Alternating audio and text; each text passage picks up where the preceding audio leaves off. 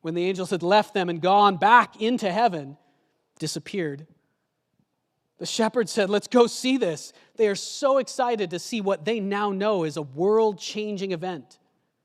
They hurried off and found Mary and Joseph and the baby who was lying in the manger. That's all they find. Do you think Mary and Joseph know what's going on at this point? How does Mary, that part was actually the only part I think that's not an eyewitness report given to Luke. Because Mary didn't actually see those angels. She saw Gabriel before, but she hears it from these shepherds. These shepherds just invade the room that they're staying in. It's dark. These people you don't know are pounding on your door. Mary and Joseph apparently let them in. Would you let them in? I don't know. They tell them what they've seen.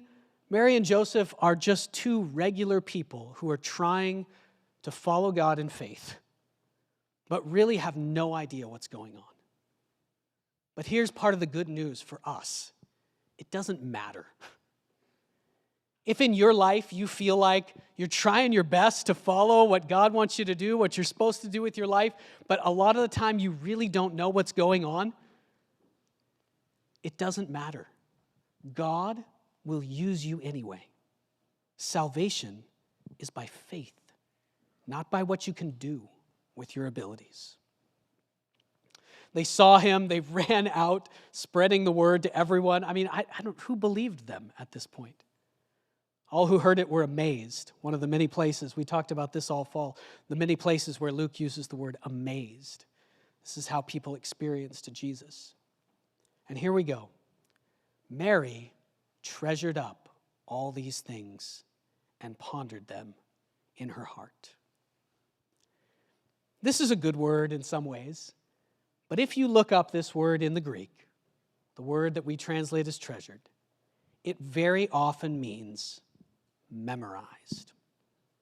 It means that all these things happened to Mary. All these the angel appearing to her, her talking with Elizabeth and with Zechariah. She must have heard Zechariah's song.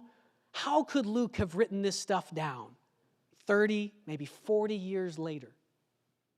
Because Mary memorized it all. Here you have this young girl who experiences all of this, and then life goes back to just regular day-to-day drudgery. She's raising Jesus. She's running for her life from the government that's trying to kill her. She's trying to get by, trying to have enough.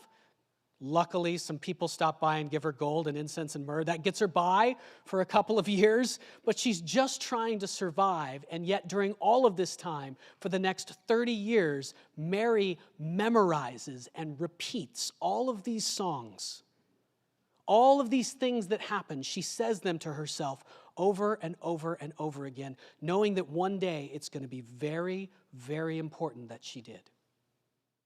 And it is very, very important that she did. I think this is where Luke tells us very directly who the eyewitness was.